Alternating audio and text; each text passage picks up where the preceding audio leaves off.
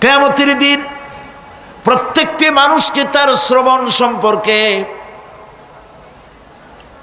তার দৃষ্টি সম্পর্কে আর অন্তঃকরণের কল্পনা সম্পর্কে প্রত্যেকটি ব্যাপারে আল্লাহ পাক জিজ্ঞাসা করবেন।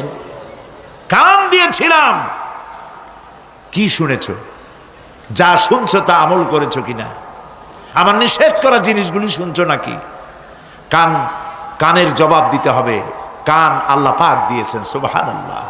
আল্লাহ পাক দিয়েছেন কান। এই কান দুটো যার নাই, কান আছে শুনতে পায় না, কত বড় কষ্টে আছে সে। মানুষে চিল্লায় কথা কয়, সে বুঝেই না। আছে না এমন? এই কানের সম্পর্কে প্রশ্ন করা হবে, শ্রবণ সম্পর্কে, দর্শন সম্পর্কে প্রশ্ন করা হবে। যা দেখতে নিষেধ করেছি সেগুলো দেখছো নাকি?